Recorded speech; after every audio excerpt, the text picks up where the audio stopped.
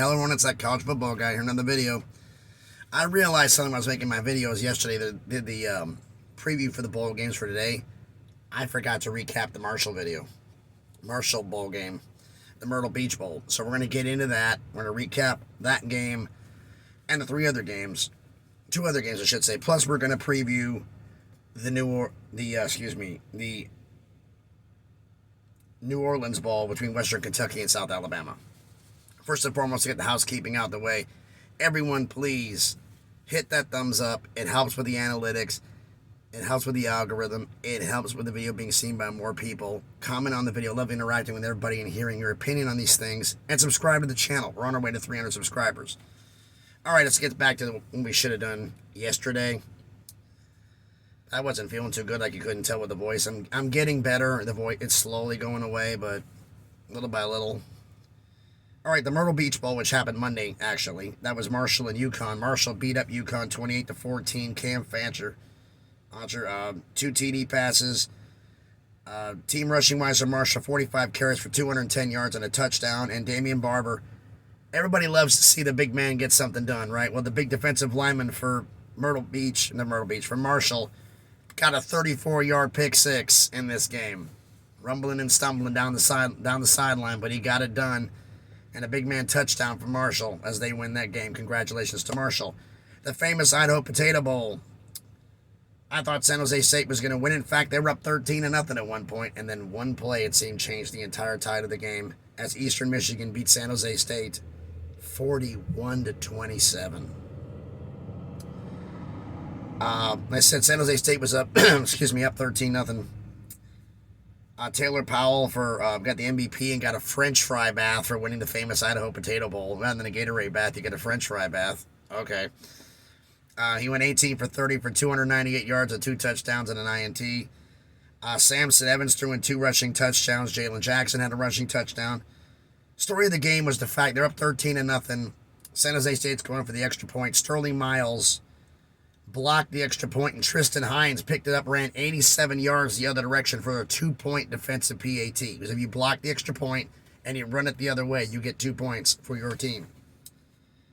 They had that play that happened a lot. I mean, everything was kicking for Eastern Michigan. They had 3 INTs. I mean, Jesus Gomez, the kicker, went 4 for 4 in extra points, and the only field goal he made was a 51-yarder. Everything was working for Eastern Michigan after that slow start. So congratulations, Eastern Michigan, on winning the famous Idaho Potato Bowl. And I don't know if Taylor Powell's watching, but how was the French fry bath? Now we go to the Boca Raton Bowl. It was Toledo and Liberty. Toledo beats Liberty 21-19. This is Liberty's first ever bowl loss. Jaquez Stewart had 23 carries for 111 yards. Caden Salter had a TD pass plus 63 yards rushing. And C.J. Daniels, the wide receiver, had a 67-yard touchdown pass. I'm going to get to see something involving trucking right now. Yeah, that's the truck starting up. Because I got to move forward about a whole whopping 115 feet. Now, in case you want to know where I'm at a paper mill here in Alabama. I have a bunch of recycled paper that's got to go in. So, once as we pull closer here, so you notice I'm going a whole whopping 3 miles an hour. Oh, yes, I know. Turn the gear off and turn it off. Just like that, we're done. All that shaking was the engine shutting off because, of course, the phone's attached to the windshield here on the mount. But C.J. Daniels, 67-yard touchdown pass. Yeah, in case... Yeah, there's I recycle paper here, recycle paper load. They come in, go to a dock, they're going to drop it off, and I'm going to leave. But it's going to take 2 hours from the time I started being in line to the time I get to a dock to unload it. And there's about 17 trucks ahead of me when I got started, so now there's only 2, little by little by little by little by little. We got a bunch of them behind me still. It's busy, busy, busy. But congratulations to Toledo on beating Liberty, giving Liberty their first ever bowl loss. So Marshall won the Myrtle Beach Bowl, Eastern Michigan won the famous Idaho Potato Bowl, and Toledo won the Boca Raton Bowl. Now, the one for today, 8 p.m. Eastern kickoff, the New Orleans Bowl, 8-5 Western Kentucky at 10-2 South Alabama. Western Kentucky is coming winning 4 of their last 5. South Alabama's won the last 5 straight. They've only lost 2 games all year, South Alabama. They lost to Troy, which is the reason why they weren't in the Sun Belt title game, and they lost to UCLA. Those are their 2 losses on the year,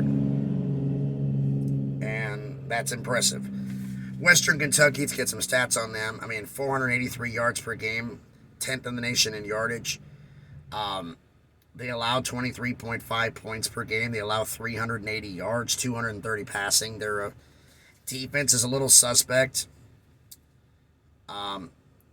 Passing-wise, rush defense, I didn't write the number down here, but is really, really bad. Rush defense, bottom half of FBS. Their starting quarterback, Mr. Reed, I believe, Austin Reed, came back, 34 touchdowns, 10 INTs, 4,247 yards. He was in the transfer portal, but he decided to cancel out the transfer portal to come back to play this bowl game. Then he's going to go back in the portal again. But he wants to finish what he started, apparently. Western Kentucky defensively, they're 3rd in the country in takeaways at 2.2 per game. They're tied for 5th in fumble recoveries.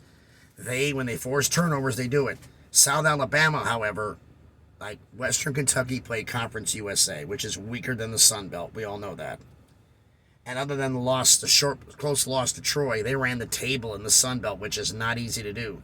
In fact, South Alabama being 10-2, folks, this is the first time they've had a winning record in FBS since they joined FBS in 2012. They've had a 500 season, but they never had a winning record in their existence. Talk about getting that out the way in a big way. 10-2. Wow, there you go. Carter Bradley, this is a running team, folks. 25 touchdowns, 10 INTs, 2,976 yards. They only allow 20 points per game. They are +9 in the scoring margin.